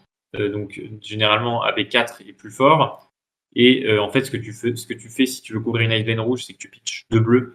Donc, ça te coûte 2 cartes et il te reste un flottant. Mais ce que tu veux aussi faire avec AB4, c'est pitcher 2 bleus et avoir 2 flottants qui restent et qui te permettent de payer ce que te coûte Iver Icevein. Donc, voilà, c'est à peu près pareil, sauf que ton Coronet Pick va, si tu commences, te permettre de cycler ta main parfois. Donc, tu vas pitcher bleu, te target avec Coronet Pick, sortir une carte, ça c'est des trucs un peu plus avancés, mais sortir une carte et avancer plus vite dans ton deck, donc ça a ce petit avantage. Et surtout, ça fera plus tard dans la partie un bloc 2 à un moment. Donc tu as 2 de value, 2 points de vie supplémentaires. Si tu veux, tu commences à 38 et pas à 36. En l'état, j'ai mis Null Rune parce que je n'avais pas trop d'idées pour ce dernier slot, mais ça peut évoluer, ça pourrait être la Crande, ça pourrait être autre chose. Alluvion Constellas, c'est beaucoup plus intéressant. Ouais. C'est une carte qui. Parce que c'est broken. C'est totalement classique, ça aussi. La Dans carte un est. monde où tout le monde attaquerait à l'arcane, ce serait une des meilleures cartes du jeu. Ouais. Elle est effectivement très forte dans les match-ups où les gens t'attaquent à l'arcane. Alors, par exemple, le plus marquant pour moi, c'est Visceral, qui est un match-up qui, je pense, est quasiment ingagnable pour le Visceral si Alluvion Constellas fait plus que 2 compteurs, 3 ou 4 compteurs, ça commence à être beaucoup parce que du coup, en fait, qu'est-ce que ça veut dire Alluvion Constellas concrètement? Ça veut dire qu'à chaque fois que vous pitchez pour de la B, enfin la première fois en l'occurrence, et c'est encore plus vrai avec Visceral parce qu'il attaque avec des sources de 1 d'arcane, vous faites 1,5 de value supplémentaire. Parce que 1,5, pourquoi? Parce que ça va vous coûter 2 compteurs de Alluvion Constellas pour activer Waning Moon. Et Waning Moon, tu n'as pas 3. Donc la moitié de 3, c'est 1,5. Donc à chaque fois que vous pitchez 1 pour de l'arcane, en fait, vous pitchez 1 et vous gagnez 1,5 points de dommage à venir. Donc c'est juste très fort. Et du coup, c'est une carte qui est très importante dans le match-up Visceral, mais surtout dans les mirrors de Wizard. Parce que une énorme partie, par exemple, du mirror Islander, qui est un match-up très technique, généralement va se jouer sur qui fait le plus de value avec Alluvion Constellas. Et ce qui va souvent se passer, c'est qu'un joueur va prendre la main et va prendre l'aggro. C'est-à-dire qu'il va beaucoup enchaîner les attaques d'arcane et physique contre son adversaire. Et son adversaire va charger son Alluvion Constellas et il va arriver à 4. Et ce qui se passe souvent, c'est savoir est-ce que le joueur qui est monté à 4 sur son Alluvion Constellas va réussir à utiliser ses charges et donc redescendre à 0 et continuer à faire de la value dessus, ou va être un peu bloqué avec ses 4 parce qu'il doit se défendre en permanence et du coup ne pas pouvoir utiliser toute la puissance de son équipement. Que dire d'autre? C'est fort aussi contre Cano, il y a un peu ce même jeu, même si c'est un petit peu différent, mais il y a un petit peu ce même jeu. Voilà, en l'état, c'est les 3 match-ups où on joue cette carte. Qui est extrêmement puissante également. Ouais. En fait, c'est marrant, j'avais jamais regardé comme ça les équipements des Sonneurs, mais c'est vrai qu'ils sont tous incroyables en fait. En fait, dites-vous que Tunic, c'est 1 point de ressources tous les 3 tours. Et c'est joué par une grande partie des decks parce que c'est très fort. Ouais. Alluvion Constellas, c'est tous les 2 tours ou des fois même tous les 1,5 tours, 2 ressources. C'est insane. Voilà. C'est juste, voilà, on pose les maths comme ça. On parle même pas des dégâts que valent ces 2 ressources, de tout ça. Juste, voilà. Et dans le match-up Islander, en plus, ça permet des fois de jouer autour de certains Frostbite, certains triggers et tout, donc c'est encore meilleur. Mais voilà. C'est pas ça. Je sais un peu, ouais. C'est pas moi qui t'ai appris ça parce que tu jouais le deck depuis 3 mois et t'as fait oh, on peut faire ça. Ouais, c'est fort. Hein. Oh non, mais ouais, plus sérieusement, Alluvion Constellas, c'est effectivement une carte. Alors, c'est un équipement. Moi, j'aime énormément la carte parce que déjà, c'est un des arts que je préfère dans le jeu à titre personnel. Je parle de temps en temps des arts des cartes dans ce podcast et j'aime beaucoup cette art. Et en plus de ça, je trouve que la carte est très bien designée parce que je trouve que, en fait, c'est une carte de side, évidemment, puisque elle ne fonctionne que quand l'adversaire nous met des dégâts d'arcane. Mais c'est une carte qui fait un taf exceptionnel et qui est très forte dans les cas où on la rentre. Et du coup, j'aime beaucoup les cartes comme ça parce que c'est des cartes qui, en général, déjà sur le marché secondaire, vont valoir moins cher parce que c'est pas des cartes indispensables pour jouer le personnage dans sa conception générale. Et en plus de ça, en fait, c'est des cartes qui, du coup, vont rentrer dans certains spots, pas dans tous, donc sont pas aussi généralisées que Tunic peut l'être, par exemple, mais qui, dans ces spots-là, vont faire un meilleur taf que les autres équipements qui sont plus généraux et qui sont un peu bons partout. Et j'aime beaucoup ces designs-là et j'aimerais bien voir plus à l'avenir des cartes qui sont pas juste génériquement bonnes, mais qui sont bonnes dans des spots et qui du coup en font des choix de side parce que du coup ça veut dire qu'on doit prendre un slot de side on doit réfléchir au match-up où on les rentre, etc. Et je trouve qu'en termes de deck building et tout ça, ça fait des réflexions qui sont intéressantes aussi. Et bah voilà, juste je trouve que le design de cette carte est très bon. Bravo. Merci. Le dernier truc dont je voulais qu'on parle un petit peu rapidement avant qu'on ne s'étende sur cet épisode, c'est un peu les match-up et faire un peu un tour d'horizon des match-up, même si on a déjà parlé de certaines choses au cours de cet épisode. Pour toi, si tu devais par exemple donner le top 3 des meilleurs match-up d'Islander et le top 3 des pires match-up, ce serait quoi? Et peut-être juste dire à chaque fois rapidement pourquoi ces decks-là. Alors, en fait, je vais dire tout est free sauf certains match-ups en vrai. C'est ça qui est Ça marche. correct. Ça marche. Voilà. Tout est free sauf certains. Vous Voilà. l'aurez entendu ici, tout est free sauf certains match-up. Du coup, si vous pas. perdez contre un match-up que Paul ne va pas citer juste après, Non, c'est non, que voilà, faut peut-être. Je vais m'expliquer. C'est pas pré-ban, hein. Post-ban, je sais pas exactement. Ouais. Alors, qu'est-ce qui est free? Oui, effectivement, juste pendant que tu réfléchis un peu, Oui. disclaimer que, on le rappelle, la plupart de l'expérience et du niveau de Paul sur le deck, son training, etc., et même moi, ce que j'en connais aussi du temps où je le jouais, viennent de avant les bans, donc lorsqu'il y avait encore Amulet of Ice et Hypothermia. Le deck reste bien sûr très fort post-ban. Michael Hamilton l'a montré. Si on le pilote bien, évidemment, tout le monde n'est pas Michael Hamilton, on est bien d'accord. Mais s'il est bien piloté et qu'il est bien utilisé, le deck reste très fort et très pertinent. Mais il y a des match-ups qui sont probablement un peu moins bons qu'avant. Le deck est probablement moins le meilleur deck du monde qui pouvait être avant les bans. C'est pour ça qu'il y a des bans d'ailleurs. Et du coup, voilà, il y a peut-être des match-ups où les pourcentages ont changé un petit peu. Donc nous, ce dont on parle, c'est aussi beaucoup avec en tête l'expérience pré-ban et du coup, les trainings qu'on a pu faire, notamment Paul, du deck et de ces match-ups-là avant les bans. Oui, je pense sans aucun argument possible, c'était le meilleur deck pré-ban. Hein. Et il y a eu des discussions, est-ce que c'était peut-être Holdim ou Faille comme le deck est peut-être un petit peu plus dur à jouer qu'Holdim et Faille, que Holdim, ça se discute encore. Il y avait moins de résultats en termes de statistiques, ça n'a pas l'air de l'être, mais à mon avis, c'était le tout meilleur deck. Post-ban, à voir. Alors, pour les match-ups, je passe sur Azalea, Arachni, Levia, Volti, ça c'est, je suis au vrai deck. Sur les vrais decks, Reinhardt, c'est free. Bravo, donc, c'est tu free. mets Reinhardt dans les vrais decks, alors qu'en plus, et tu dis que c'est free, alors qu'en plus, c'est considéré comme plutôt un bon match-up pour Reinhardt contre Islander. C'était même considéré comme un potentiel counter à un moment. Par contre, Azalea et Boltin, je dis Boltin pour toi, Romain, si tu nous écoutes, tu considères que c'est pas des vrais decks. On va avoir des problèmes. Là. Je tonne. En plus, Boltin, on a un bon joueur de Boltin à la boutique à Paris qui, en fait, joue régulièrement le match-up contre lui. Et en fait, c'est littéralement ingagnable. En fait, je ne sais même pas ce qu'il est censé faire pour gagner. Tu sais qu'il a battu une Islander au Battle Armored Belgique. Ah oui, d'accord. Je sais toujours pas comment il a fait et comment la Islander a fait. Mais effectivement, le match-up est. D'accord. Ouais, non, le match-up est totalement impossible. Maintenant, il n'y a plus Hypothermia, donc peut-être que. Ouais, mais Hypothermia, en plus, c'était un peu trop. Alors, Mipra, c'était bizarre parce qu'en fait, je la mettais en Arsenal et en fait, il faisait tellement Ah, que rien, le mec. t'attendais. J'attendais qu'il fasse un truc, mais comme ça fait jamais rien, Molten, bah, en fait, j'attendais des heures avec Hypothermia et je le sortais au bout d'un moment. Donc voilà, PP au joueur de Molten. Reviendra. Courage à vous. Ouais, ouais, j'avoue.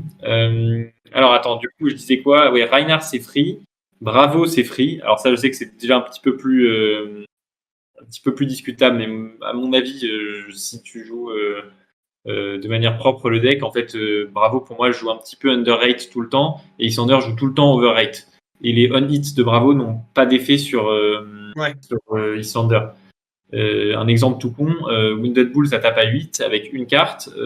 Spinal Crush, qui est considéré comme une des premiums de Bravo, ça tape à 9 avec 3 cartes. Donc 3, c'est plus que 2. Et 8, c'est un tout petit peu moins que 9. Donc vous devriez vous en sortir. Mais je sais que c'est déjà plus discutable. Je reviens vite fait sur le match-up Reinhardt. Effectivement, le match-up Reinhardt, ce qui est fort, c'est juste la mécanique d'Intimidate qui peut être gênante pour Issandr. Il a une suite d'équipements qui est a priori forte parce qu'il a déjà AB2 sur un seul équipement qui est l'équipement de tête, qui n'est pas son équipement principal. Donc on pourrait se dire que c'est fort. Le problème, c'est que d'abord, les tours où il doit chain Intimidate, c'est des tours où il doit jouer des barraging beatdown souvent.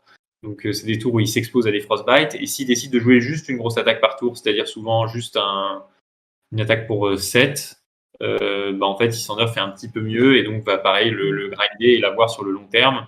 Mais effectivement, c'est free. Quand je dis c'est free, c'est pas pour pérorer ni rien, hein, c'est juste que c'est favorable, c'est très favorable. Voilà. Je vais mettre un deuxième disclaimer aussi. Je te l'ai déjà dit beaucoup, Paul, et je le dis beaucoup à d'autres gens, mais faut garder aussi en tête que là, ce que tu nous dis des match-ups, c'est à travers ton prisme à toi.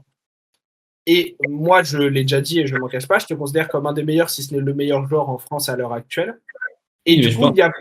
Non, mais du coup, il y a probablement aussi des match-ups et des expériences de jeu que tu as qui sont peut-être légèrement biaisées. Alors, je ne dis pas en mode Reinhardt a un 80-20 contre Issandr alors que tu dis l'inverse. C'est pas pour dire ça, mais c'est juste pour dire qu'il y a potentiellement aussi des choses qui sont légèrement biaisées par le fait que tu es probablement meilleur que la plupart des joueurs contre qui tu joues. Et donc, il y a potentiellement des games que tu ne devrais pas forcément gagner ou dans lesquels tu n'es pas favorable au départ si le match-up se passe comme il est théoriquement censé se passer, mais où tu en sors devant parce que tour après tour, en plus, Issandr, c'est vraiment le deck pour faire ça, tu skill check un peu ton adversaire et tu gagnes un petit point par là, un petit point par-ci, ce qui fait qu'au final, tu es 3, 4, 5 points devant alors que tu devrais être 4, 5 points derrière. Ouais, mais alors je te parle vraiment à skill égal. Hein, là, c'est mon avis sur Bravo est vraiment à skill. Après, t'es un hater de Bravo aussi, toi. Comment? T'es un hater de Bravo. Non, je suis pas un hater de Bravo. Je trouve que le deck est facilement contournable. Je suis pas un hater de Bravo. C'est un deck. Non, en vrai, globalement, je suis quand même d'accord. Je pense que Bravo, c'est un deck qui devient très bon lorsqu'il arrive à bien optimiser ses Seismic Surge pour que ses cartes deviennent overrate parce qu'il n'a pas besoin de dépenser autant de cartes. Sauf que contre Issandr, tu joues Tunic, ou quand tu joues Tectonic, en général, tu ne fais pas de Seismic parce que sinon tu donnes un timing de réponse à Issandr. Ce qui fait que tu ne profites pas de la plus grande force du deck, en fait.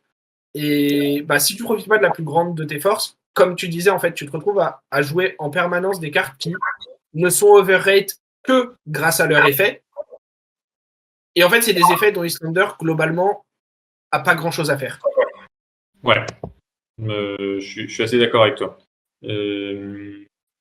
Alors attends, je continue sur les decks. Du coup, j'ai donné quelques decks. Bon, je donne pas trop d'explications du coup sur Arachni, Azalea, Levia, Grand Désarroi, un petit peu pareil. C'est pas des decks qui en eux-mêmes ont des difficultés de fonctionnement qui font que quoique Azalea, j'entends que c'est pas si vrai que ça. Et en fait, c'est vrai que le deck peut faire des choses, mais non, mais je suis d'accord avec toi. Issandr, c'est juste un deck qui est plus consistant et qui a un meilleur power level. Azalea, c'est comme elle joue, je sais pas, elle joue 6 bleus, donc elle a que des jaunes et des rouges sinon.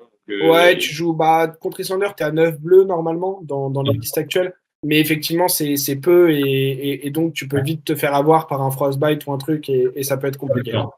Exactement. Donc ensuite, dans les autres match-ups, Katsu, pareil, c'est pas très compliqué.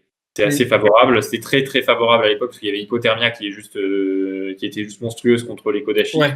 Je pense que c'est encore un match-up qui est à l'avantage d'Islander. Bien que Katsu bien maîtrisé puisse faire des choses. Je continue dans l'ordre à peu près des decks qui me viennent. Là, on rentre dans les match-ups qui sont peut-être un petit peu plus even, mais toujours favorables pour Islander. Je pense que Dorinthea demeure favorable pour Islander. Pourquoi ? Parce qu'elle a Dorinthea, à mon sens, c'est un deck qui joue fondamentalement underrate.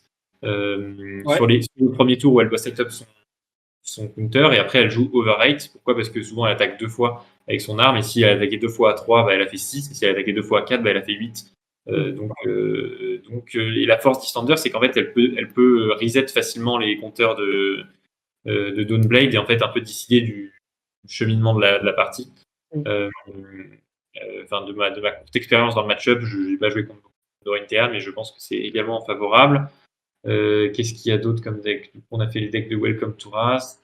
Les Runeblade, Braillard et Viscerail, alors c'est plutôt dans les free que dans les un peu plus serrés. C'est très favorable pour Islander. Viscerail parce qu'on a la possibilité de jouer Allusion Constellas. Et pour le coup, j'ai testé le match-up post-ban un petit peu et ça se confirme, c'est plutôt favorable pour la Islander. Sauf si le Viscerail réussit à très bien se line-up sur les tours, on n'a pas de disruption, et ça, n'importe quel deck aggro peut le faire a priori. Oui, bien sûr. Braillard, c'est extrêmement favorable. Pourquoi ? Parce qu'en fait, il y a une mécanique qui est qu'en fait, elle va créer des embodiments of Earth quand elle vous touche. Et en fait, vous êtes content quand elle vous touche parce qu'au début de son tour, il va y avoir un passage de priorité qui va vous permettre de jouer des instantanés. Parce qu'en fait, l'embodiment of Earth, il y a marqué dessus at the beginning of your turn, your action phase, pardon. Et exactement. Du coup, à la différence de Tunic, je ne sais pas si tu savais ça, Croissant. Non, mais tu me l'apprends. Mais du coup, je te remercie de me l'apprendre parce que maintenant, je pourrais l'utiliser dans mes games. Let's go. Avec ça, tu pourras l'utiliser. Et du coup, l'embodiment of Earth explose. Et du coup, là, vous pouvez jouer. Et à supposer, par exemple, que la Braillard n'ait gardé que 2 cartes. Donc, on va se dire souvent que c'est 1-0 pour 4 et une carte à Arsenal. Et si vous mettez un Frostbite à ce moment-là, elle doit pitcher sa carte pour jouer son 0 pour 4. Et du coup, elle est passée de 4 de value à 2 de value. Et donc, c'est très difficile pour elle. C'est un peu comme pour le Seismic Surge pour Bravo, sauf que Bravo décide de ne pas faire de Seismic. Braillard ne peut pas décider parce que le fait de faire l'embodiment est obligatoire. C'est pas quelque chose qui est optionnel pour Braillard. D'ailleurs, faites attention si lors d'une compétition, votre adversaire avec Braillard contre Islander ne fait pas ses embodiments, vous avez totalement le droit et je vous invite à appeler un judge parce qu'il est obligé de faire ses embodiments. Et en fait, du coup, ça fait que là où normalement tous les decks ont la priorité pour faire leur première action du tour avant qu'Islander puisse répondre par quoi que ce soit, bah là, en fait, du coup, c'est Islander qui peut répondre avant la première action du tour de Braillard. Et ça change complètement la dynamique du match-up. Et ça offre des fenêtres où on peut complètement shut down des tours avant même qu'ils aient commencé. Et éviter, effectivement... Dans la situation que tu disais, si on ne répond pas à cet embodiment, la Braillard fait 0 pour 4, on met un Frostbite en réponse, ils Arsenal, ils n'ont rien perdu. C'est ce qu'ils voulaient faire de toute façon. Là où le simple Frostbite qu'on met en réponse à l'embodiment deny un Arsenal. Ce qui est, ce qui vaut littéralement 4 points en général contre Braillard, voire plus. Donc, même pas du channel Electrigid en réponse à l'embodiment qui arrête la partie. Donc voilà, donc là c'est plutôt de nouveau des match-up free. Donc dans les match-up un peu plus compliqués, Dorinthea peut-être, Faille doit passer peut-être dans les match-up qui étaient dans ces match-up là, peut-être un petit peu plus facile avec le bat de Big Little, mais comme en fait pourquoi ça reste un peu mieux, je pense, c'est parce que nous en fait on n'a pas perdu de cartes qu'on jouait contre Faille, on jouait pas vraiment Hypothermia contre Faille parce que c'était trop incertain comme Arsenal. Et on jouait Amulet of Ice que quand on était, enfin moi je ne jouais Amulet of Ice que quand j'étais sur le play et pas sur la draw, donc quand je commençais et pas quand je jouais en second pour éviter de me prendre point de dégâts parce que Amulet of Ice ne bloquait pas. Donc en fait c'est pas une très grande perte. Et à la place on a des cartes qui en fait sont pas mal contre Faille, notamment Command and Conquer. Faille n'a pas accès à beaucoup de bloc 3. Donc en fait, on peut pas mettre 2 cartes et bloquer facilement le Coronach Conquer. Et ne joue pas Crown of Providence en règle générale. Moi, les mots de la. Ouais, excuse-moi, mais effectivement, du coup, il n'a pas ce counterplay gratos Exactement. que d'autres decks ont. Donc a priori, Faille devrait entrer dans cette catégorie-là. Et puis là, on arrive aux match-ups qui sont un petit peu plus tricky. Alors, match-up plus tricky, du coup, Oldhim. Alors, même si Oldhim, je pense, dans sa version tempo, est un match-up favorable, à mon sens, pour Islander. Ça, je sais que c'est un petit peu plus hot comme avis, mais je pense que les Oldhim qui essayent de jouer un petit peu le plan mid-range contre Islander se font grinder. Même si Oldhim a effectivement accès à quelques cartes qui sont très très fortes et qui ont un rate très élevé. Je pense notamment à Endless Winter joué avec une ressource de tunique qui est une attaque pour 8 avec un effet de fuse qui est particulièrement compliqué à gérer pour Islander. Je pense également évidemment à la Crown of Seeds qui permet de faire de la value tout au long de la partie pour Ultime et qui est très forte.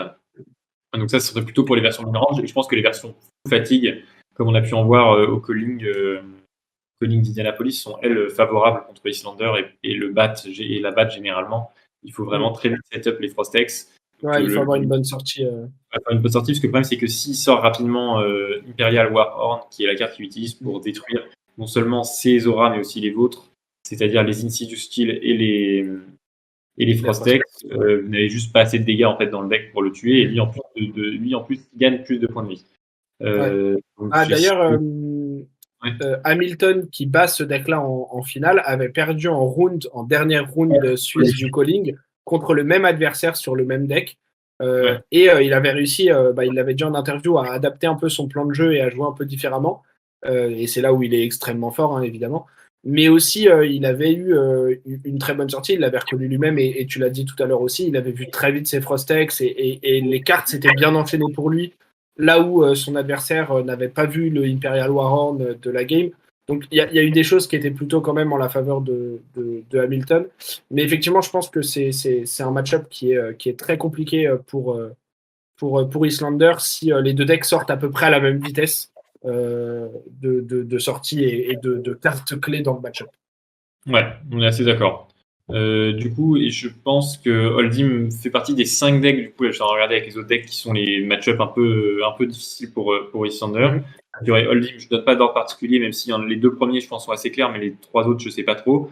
Je mettrai également Kano. Alors, Kano, pourquoi? Parce que c'est un deck qui, on a pu le tester tous les deux. En fait, joue assez bien ce dont tu parlais, le 2-2 contre Islander, c'est qu'il fait de la value quand il prévient de l'arcane. Il a beaucoup de blocs 3, donc en fait, il va bloquer assez efficacement dans les attaques et pouvoir facilement se setup. Et ensuite, le problème d'Islander, c'est qu'elle va se retrouver dans une situation où elle va devoir commencer à utiliser des cartes pendant le tour de Kano quand il va jouer des cartes pendant son tour, et après, lui, il va pouvoir déclencher sa combo. Mais après, Islander a également des portes de sortie. Les portes de sortie sont notamment de développer rapidement des énergies potions pour avoir un petit sas de sécurité, et surtout pouvoir développer Channel Electrigid pendant les tours de combo de Kano pour l'empêcher de jouer. Et puis je pense aussi que Kano bénéficie, mais ça c'est pas que contre Islander, d'un avantage d'inconnu. Je pense que Kano est peut-être le deck que les gens jouent moins bien parce qu'il y a une grande part de difficulté, d'incertitude sur la façon dont il faut appréhender le match-up. Donc, je suis assez d'accord avec ça. Ouais. Donc ça serait pour l'autre deck. Et le deck aggro qui, à mon sens, est le plus fort maintenant, qu'il n'y a plus faille, ça devrait être Lexi. Pourquoi Lexi? Parce que Lexi est un deck extrêmement explosif qui peut, en un seul tour, totalement renverser la partie en mettant en difficulté Islander qui a un pool de 36 points de vie, et Lexi peut très facilement, avec 1 ou 2 Rainrazors, monter à beaucoup de dégâts. Lexi révèle des cartes Ice de son arsenal et met un Frostbite à Islander.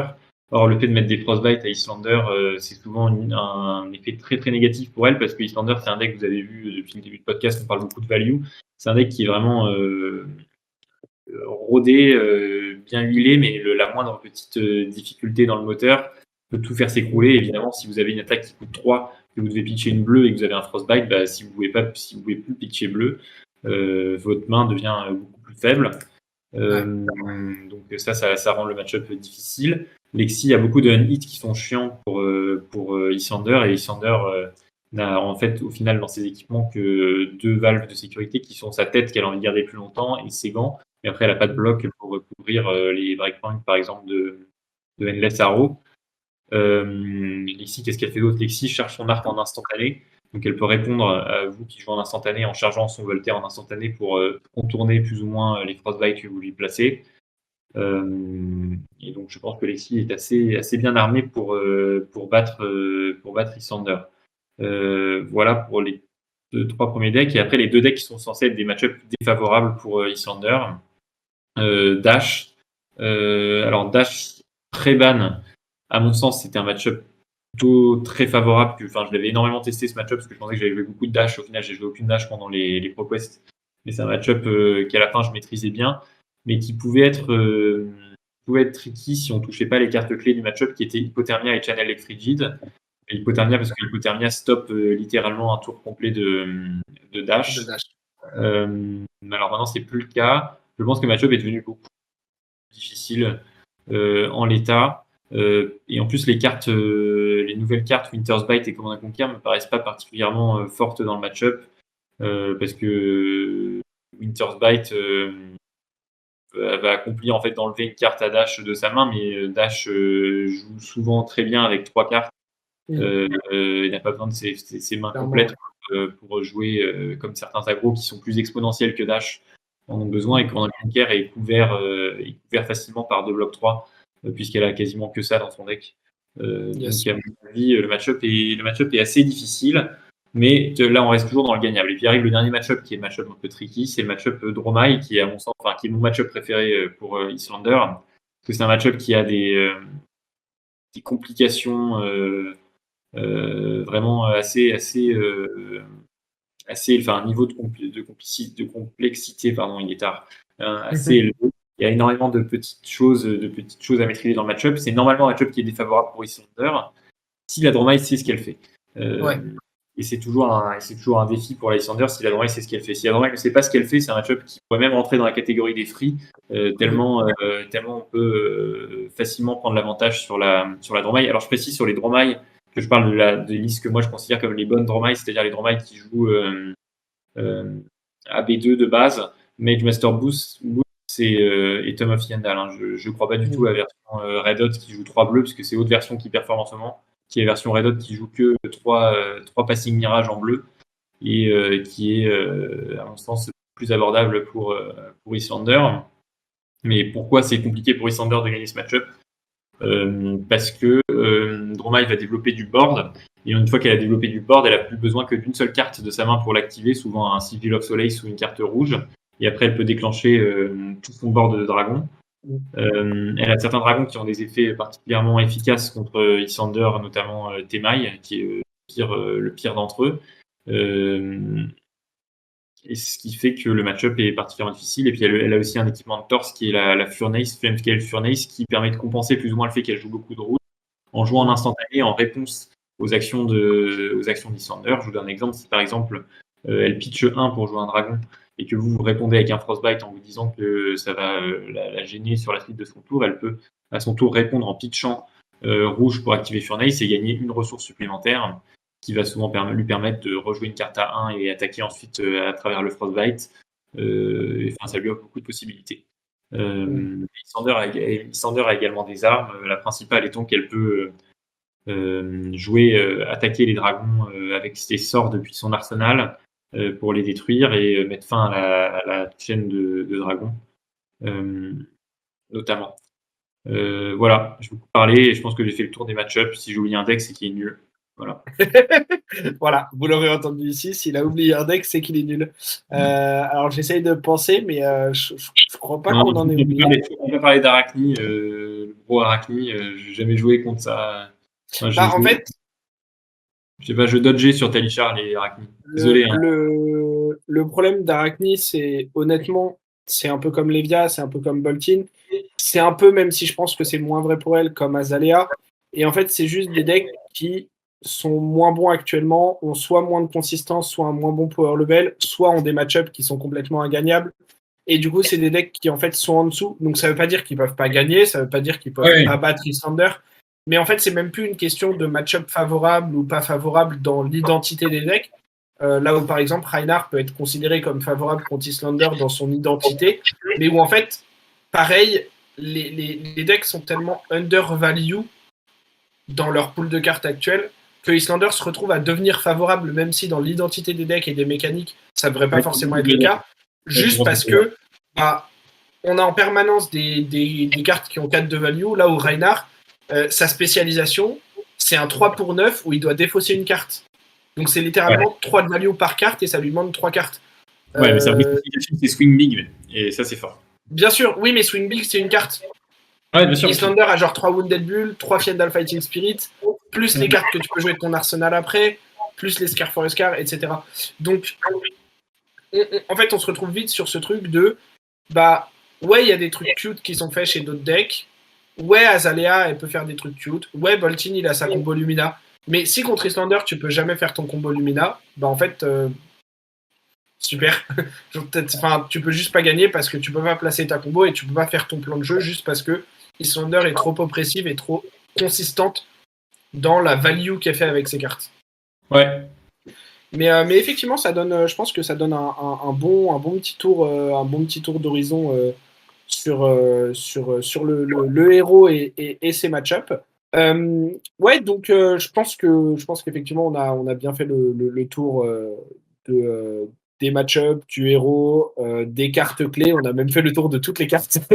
Donc en même temps, toutes les cartes sont clés dans ce deck. Hein, voilà, toutes les cartes sont fortes.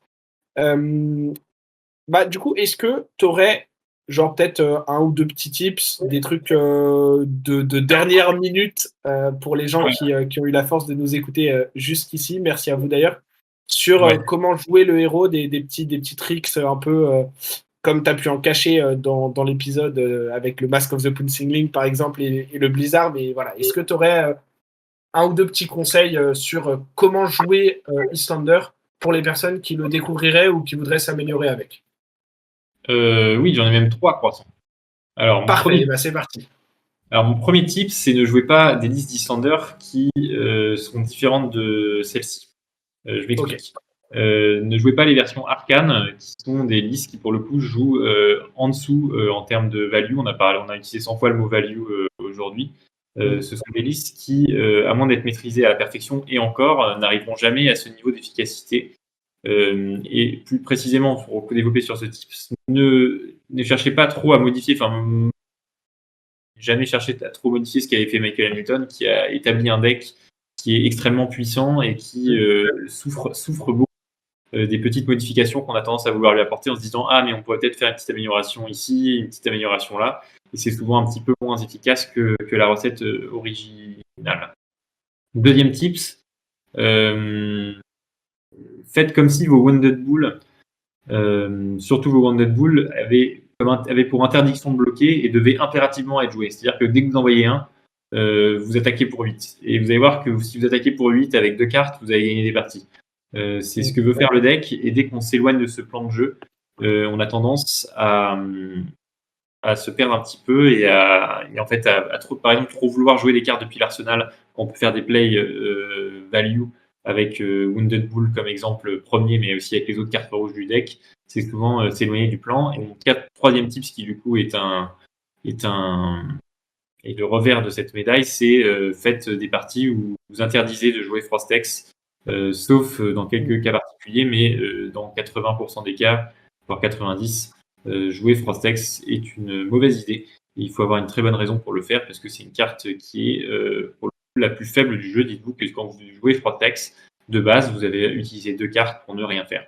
Voilà. Ok. J'ajouterais juste un petit dernier tip, mais qui est un peu en lien avec ce que tu as dit sur Wounded Bull et ne pas tout le temps vouloir jouer absolument un arsenal. C'est l'erreur que je faisais beaucoup au début et que beaucoup de joueurs d'Issandr font, je pense. C'est que on a tendance à beaucoup vouloir tout le temps arsenal une bleue. Mais en fait, les bleus, par définition, sont underrate. Ça, faut bien le comprendre. Alors qu'on veut jouer overrate. Et du coup, n'hésitez pas à Arsenal une rouge plutôt que de devoir bloquer avec ou la pitcher pour faire des trucs un peu sous-optimaux. N'hésitez pas à l'Arsenal, surtout dans des match-ups où vous n'avez pas ultra besoin de faire de la disruption. Typiquement, par exemple, tout ce qui va être les gardiens et tout ça, c'est des héros qui en ont rien à faire d'un Frostbite pendant leur tour parce que vous jouez une carte Ice. Et ces héros-là, vous allez souvent être bien mieux à setup des tours où vous Arsenal un Wounded Bull pour le tour d'après faire E-Strike, Go Again, Wounded Bull ou Scar for a Scar, Wounded Bull et pour passer des points, prendre des cartes de leur main et passer des points sur le tour d'après avec Waning Moon, plutôt que de toujours vouloir Arsenal cette bleue, mettre un Frostbite, mettre 2 dégâts d'arcane où ils vont juste pitcher une bleue et où vous aurez littéralement perdu une carte en fait. C'est intéressant, peu plus. Merci, Croissant. Je n'en peux plus. Bon, en tout cas, nous, ça va être tout pour nous sur cet épisode Focus. Je ne sais pas encore combien on en fera encore. On refera probablement à nouveau une petite pause pour les prochains épisodes où on repartira sur d'autres sujets un peu plus vastes ou un peu plus techniques. Mais en tout cas, a priori, c'est un format qui a plutôt tendance à plaire. Nous, on aime beaucoup le faire aussi. Ça nous permet aussi d'inviter des gens de la commu qu'on apprécie et qui sont connus parce qu'ils sont très bons sur un ou plusieurs héros. Donc, c'est probablement un format qu'on refera à l'avenir. Donc, n'hésitez pas toujours dans les commentaires à nous dire s'il y a un ou des héros en particulier que vous avez envie de voir. Je sais qu'avant de commencer l'enregistrement, on discutait avec Paul potentiellement de sa liste Lexi dont il a parlé au début de cet épisode. Donc voilà, merci à toi d'être venu pour faire cet épisode, Paul. C'était super cool. Et puis, ça fait toujours plaisir d'avoir quelqu'un qui maîtrise son deck, qui sait de quoi il parle et qui, du coup, peut donner des tips et parler de match-up qu'il a testé et qu'il a joué avec, une vraie expérience, en fait, plus que juste de la théorie. Donc, c'était vraiment super cool. Merci à tous et à toutes de nous écouter et de continuer à commenter, à liker les vidéos, les podcasts, etc. Nous, on kiffe toujours autant faire ça et avoir vos retours. Et voilà. Hein. Bon dimanche à vous. Et puis à la semaine prochaine. Salut!